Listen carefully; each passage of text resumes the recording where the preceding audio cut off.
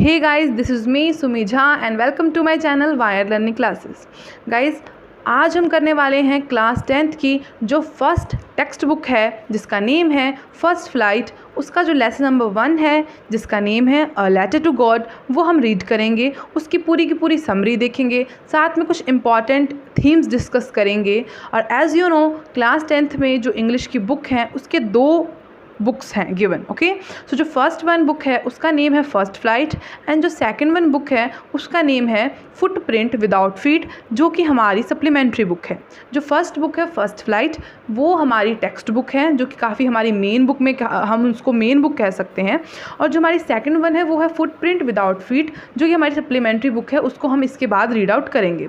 ठीक है, अब जो चैप्टर नंबर 1 है अ लेटर टू गॉड, उसको शुरू करने से पहले हम क्या करेंगे, इस बुक को एक बार इंट्रोड्यूस करेंगे, इंट्रोडक्शन लेंगे इस बुक की कि इस बुक में क्या क्या है, इस बुक में कितने चैप्टर्स हैं, कितने पोएम्स हैं, चैप्टर्स के राइटर्स का नेम क्या है, पोएम के पोएट्स का नेम क्या है। तो एक बार ये हमें देखना ज़रूरी है क्योंकि हम ये जो है बुक की शुरुआत करने जा रहे हैं। ठीक है, तो जो हमारा फर्स्ट चैप्टर है वो है अ लेटर टू गॉड। ठीक है, अ लेटर टू गॉड, इसके 2 आपको देख रहे होंगे आप नीचे 2 इसके पोएम अवेलेबल हैं। एक है डस्ट ऑफ स्नो और एक है fire and ice. Dust of snow and fire and ice, ये जो दोनों हैं इसके जो पोएट, इन दोनों पोएम के जो पोएट हैं वो है रॉबर्ट फ्रॉस्ट। ठीक है, तो ये हमारा हुआ चैप्टर नंबर 1 और उसके 2 पोएम्स। साथ में जो चैप्टर नंबर 2 है उसका नेम है Nelson Mandela long walk to freedom, और उसका जो है सिर्फ एक पोएम है a tiger in the zoo. ठीक है, now third chapter 2 stories about flying. इस जो ये जो चैप्टर है इसमें 2 स्टोरीज़ के बारे में हम डिस्कस करेंगे और इसके भी जो है 2 पोएम हमें गिवन है, how to tell wild animals and second one the ball poem. ठीक है, now fourth one chapter from the diary of Anne Frank, जिसके एक पोएम गिवन है, उसका नेम है Amanda. Now fifth chapter the 100 dresses 1 part, यानी कि ये जो 100 ड्रेसेस है ये जो चैप्टर है वो 2 पार्ट्स में गिवन है। तो फिफ्थ चैप्टर जो है वो है द 100 ड्रेसेस पार्ट 1। इस चैप्टर का कोई भी पोएम गिवन नहीं है, लेकिन जो 6th चैप्टर है द 100 ड्रेसेस पार्ट 2, उसका एक पोएम जो है वो गिवन है, वो है एनिमल्स। ठीक है, नाउ चैप्टर 7 क्या है, ग्लिम्पसेस ऑफ इंडिया। इसमें हम इंडिया के बारे में पढ़ेंगे और इसका सिर्फ एक पोएम गिवन है हमें, द ट्रीज़। साथ में चैप्टर नंबर 8 है मिसबिल द ऑटर, इसका भी सिर्फ एक ही पोएम हमें गिवन है, उसका नेम है folk. Now 9th one is madam ride the bus, इसकी भी सिर्फ 1 ही पोएम गिवन है, the tale of Custard the dragon. Okay, now chapter number 10 the sermon at Benares. तो इसमें भी हमें क्या है, सिर्फ एक ही पोएम गिवन है, वो है for any Gregory. Now 11th chapter the proposal, इसका लेकिन हमें एक भी पोएम गिवन नहीं है, ये विदाउट पोएम्स का चैप्टर है। तो आपने क्या नोटिस किया कि हर एक चैप्टर में या तो एक पोएम है या तो 2 पोएम है, और हमें इस पूरे चैप्टर में एक 5th पोएम और एक 5th चैप्टर और एक 11th चैप्टर, यानी the 100 dresses part 1 and the proposal, इन दोनों में पोएम गिवन नहीं है। कुछ चैप्टर्स में एक पोएम है, कुछ चैप्टर्स में 2 पोएम्स हैं और कुछ चैप्टर्स में पोएम नहीं है। ठीक है, ये था हमारे बुक का इंट्रोडक्शन। अब हम चलते हैं हमारे जो भी इसका जो चैप्टर नंबर 1 है अ लेटर टू गॉड की समरी की तरफ। तो चलिए अब हम स्टोरी को स्टार्ट करते हैं। इस स्टोरी में क्या है, इस चैप्टर का नेम है अ लेटर टू गॉड और इसके जो राइटर हैं उनका नेम है G.L. फ्लेंट्स। G.L. फ्लेंट्स एक मैक्सिकन राइटर हैं, एक पोएट हैं और साथ में एक जर्नलिस्ट भी हैं। ठीक है, ये स्टोरी एक तरफ से आयरॉनिकल है, इसमें कुछ चीज़ें फ़नी हैं, कुछ चीज़ें अपोजिट हैं, क्योंकि ऑब्वियसली सी बात है इस स्टोरी का टाइटल है a letter to God. So God को हम लेटर भेज नहीं सकते क्योंकि गॉड का एड्रेस जो है वो हमारे पास है नहीं। तो जब हमारे पास गॉड का एड्रेस नहीं है तो हम गॉड को लेटर भेज कैसे सकते हैं। तो इसलिए ये थोड़ी फ़नी देखने में लग रही है, सुनने में लग रही है कि हम गॉड को लेटर भेजेंगे कैसे, लेकिन ये जब हम स्टोरी को रीड आउट करेंगे देन हमें आगे आगे पता चलेगा कि क्या कॉन्सेप्ट है, क्या किस चीज़ के ऊपर स्टोरी बेस्ड है। क्योंकि लेटर गॉड को लिखना तो एक तरीके का अंधविश्वास है, क्योंकि हम कैसे भेज सकते हैं गॉड को लेटर। तो लेकिन जब हम स्टोरी को पढ़ेंगे देन हमें पता चलेगा कि ये जो स्टोरी है वो टोटली डिपेंड है फेथ के ऊपर। What is the meaning of faith? Faith का मतलब है स्टूडेंट्स विश्वास, यानी कि इस स्टोरी में जब जो भी गॉड को लेटर लिख रहा है उसमें गॉड को लेकर इतना फेथ है, इतना विश्वास है कि उसको लगता है कि ये लेटर वो अगर गॉड को देगा तो गॉड उसकी बात ज़रूर सुनेंगे। ठीक है, तो टोटली ये स्टोरी जो है वो फेथ के ऊपर डिपेंड करती है। तो अब हम इसकी समरी पे जाते हैं। इस चैप्टर में होता क्या है कि एक छोटा सा हाउस होता है जो कि एक छोटे से पहाड़ी के ऊपर है। ठीक है, मतलब छोटे से पहाड़ी पर एक हाउस है। अब वो हाउस है किसका? वो हाउस एक लेंचो नाम के करैक्टर का है। अब लेंचो कौन है? लेंचो इस स्टोरी का मेन करैक्टर है जो कि एक पुअर फार्मर है। ठीक है, यानी कि एक किसान है, वो छोटे से हील के ऊपर अपना घर बसा के अपनी फैमिली के साथ रहता है। उसके क्रॉप्स के फील्ड हैं और एक दिन क्या होता है, वो जब अपने क्रॉप के फील्ड में घूम रहा होता है देन वो एक अपने आसमान के ऊपर देखता है। ठीक है, वो आसमान के ऊपर देखता है और वो सोचता है कि आज जो है वो बहुत अच्छी बारिश होगी और वो बारिश उसके खेत के लिए, उसके क्रॉप फील्ड के लिए बहुत ही ज़्यादा अमेजिंग होने वाली है, क्योंकि वो बारिश जैसे ही होगी तो उसकी खेती जो है वो बहुत ज़्यादा होगी, बहुत अच्छा होगा, उसके लिए बेनिफिट होगा। क्योंकि फार्मर्स जानते हैं कि उनकी खेती को कब पानी की ज़रूरत है, कब किस चीज़ की ज़रूरत है। तो वो जानता था कि अगर जिस अकॉर्डिंग मौसम है उस अकॉर्डिंग अगर बारिश होती है तो उसके लिए अभी वाली बारिश जो है वो बहुत ही ज़्यादा बेनिफिट देने वाली है। देन वो आसमान को देखकर बोलता है कि आज जो बारिश होगी वो ज़रूर हमारे लिए बहुत बेहतरीन होने वाली है। देन उसकी वाइफ को वो बताता है कि आज हमारे लिए जो भी बारिश होगी हम ज़रूर, मतलब हमारे लिए बेनिफिट ही बेनिफिट होगा उस बारिश में। तो उसकी वाइफ कहती है कि देखते हैं जैसी भगवान की इच्छा हो, अगर बारिश होगी तो बहुत अच्छी बात है। तो ये कहकर जो लेंचो है वो थोड़ी देर बाहर घूमता है। लेंचो के कुछ यंग बच्चे भी होते हैं और कुछ बड़े बच्चे भी होते हैं, ओल्ड एंड स्मॉल दोनों होते हैं। तो जो बच्चे बड़े होते हैं वो खेत में काम करते हैं एंड जो बच्चे छोटे होते हैं वो खेतों में या बाहर खेलते रहते हैं। तो कुछ समय हो जाता है, जब उसका खाना प्रिपेयर हो जाता है उसकी वाइफ़ का, लेंचो की वाइफ़ का, देन सभी जो है वो खाना खाने अंदर चले जाते हैं। तो लेंचो जब अंदर जैसे ही वो जाता है सडनली बाहर जो है वो तूफ़ान चलने लग जाता है। देन लेंचो सोचता है कि ये तूफ़ान क्यों चल रहा है, अभी तो बारिश होनी चाहिए थी। लेकिन कुछ समय बीतते ही लेंचो जो है वो अपने मन के अंदर घबरा जाता है कि कहीं जो वो सोच रहा है वो अपोजिट ना हो जाए। यानी कि वो सोच रहा था कि बारिश होगी तो उसका फील्ड ग्रो अप होगा, उसके लिए बेनिफिट होगा, बट ये तो बारिश हो ही नहीं रही। यहाँ तो हेल स्टोन आ रहा है, यहाँ तो स्ट्रॉम्स आ रहा है, यहाँ तो बादल्स को देख के, क्लाउड्स को देख के ऐसा लग रहा है कि अब जो है वो बर्फ़ यानी कि ओले पड़ने शुरू हो जाएंगे, हेल स्टोन पड़ने शुरू हो जाएंगे। और जैसा वो सोचता है, जैसा उसके मन के अंदर डर रहता है, वैसा ही कुछ समय बाद होना शुरू हो जाता है। यानी कि ऊपर से, आसमान से, क्लाउड से जो है वो ओले गिरने शुरू हो जाते हैं। ठीक है, यही पहली और जो लेंचो है वो बहुत ही ज़्यादा घबरा गया है, टेंशन में आ गया है कि अब अगर ये 1 घंटे के अंदर नहीं रुका तो उसके सारे क्रॉप, उसकी सारी फसलें जो हैं वो बर्बाद हो जाएंगी। और वहीं दूसरी ओर जो उसके बच्चे होते हैं, जो कि छोटे होते हैं, वो ये देखकर बहुत खुश होते हैं कि वो आसमान से बर्फ़ गिर रहा है, बहुत हैप्पी होते हैं वो उसको देखकर। ऑब्वियस सी बात है कि वो छोटे बच्चे हैं तो उनके लिए वो सब चीज़ें बहुत अमेज्ड रहती हैं।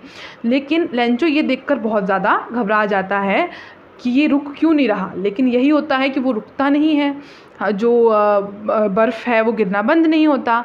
कुछ देर बाद क्या होता है, सारी की सारी क्रॉप्स यानी कि सारी की सारी फसलें डिस्ट्रॉय हो जाती हैं और लगता है कि सोल्ट का एक चादर है वो पूरे के पूरे उसके फील्ड में बिछ गया है। पेड़ पे एक भी पत्ते नहीं बचते, मतलब एवरीथिंग जो है वो उसके फील्ड का डिस्ट्रॉय होने लगता है।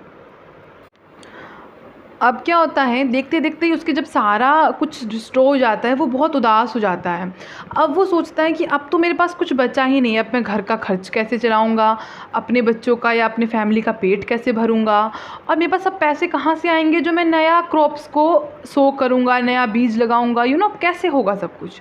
लेकिन उसका जो विश्वास होता है भगवान के प्रति, जो उसका फेथ होता है, वो उसको बांधे रखता है। वो कहता है नहीं, अगर ये क्रॉप डिस्ट्रॉय हो गए तो क्या हुआ, मैं भगवान को लेटर लिखूँगा, उनकी वजह से मेरा क्रॉप डिस्ट्रॉय हुआ है, तो वो मेरी हेल्प करेंगे और वो मुझे पैसे देंगे, वो मुझे पैसोस देंगे, जिससे मैं जो है अगेन अपने फैमिली का पेट भरूंगा और अगेन जो है वो सो करूंगा, अगेन क्रॉपिंग करूंगा।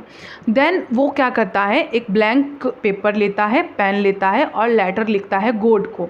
उसमें वो लिखता है कि भगवान मेरे तो सारे क्रॉप्स जो हैं वो डिस्ट्रॉय हो चुके हैं, मेरे पास सब कुछ नहीं बचा है, अब मैं अपनी फैमिली का पेट कैसे भरूं, नया बीज कैसे लगाऊं, सोइंग कैसे करूं। तो आप मुझे 100 पैसोज़ की हेल्प करें ताकि मैं अगेन से बिल्डअप करना ये सब चीज़ें शुरू करूं। एंड उसके बाद जब सब कुछ हो जाएगा देन मेरा जो अगेन फील्डिंग है, अगेन मेरा क्रॉपिंग है अगेन शुरू हो जाएगी। देन मुझे पैसों की ज़रूरत नहीं पड़ेगी, मैं कम बैक अगेन कर जाऊंगा।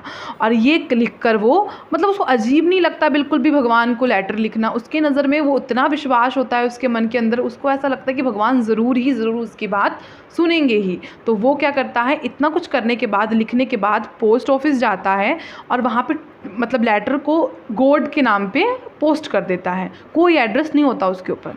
तो जब पोस्टमैन आता है और सभी लेटर्स कलेक्ट करता है देन वो लेंचोस के भी लेटर को देखता है। लेंचो का लेटर को जब वो देखता है तो उस पर कुछ एड्रेस लिखा नहीं होता। देन वो लेटर रीड करता है कि भगवान को उसने भेजा है लेटर। तो पोस्टमैन बहुत हंसता है कि मतलब कैसा पर्सन है जो भगवान को लेटर भेज रहा है, भगवान का एड्रेस क्या है, भगवान को कैसे पहुंचाया जाएगा, ये तो किस किस्म का इंसान है। तो फिर वो क्या करता है, फिर जो पोस्टमैन है वो पोस्ट मास्टर के पास जाता है और पोस्ट मास्टर को बोलता है देखिए सर ये क्या है ना, कि ये मैं कैसे करूं, क्या करूं। तो पहले तो पोस्ट मास्टर भी जो है वो बहुत फ़नी कैरेक्टर के होते हैं, बहुत अच्छे इंसान होते हैं, वो बहुत हंसते हैं पहले।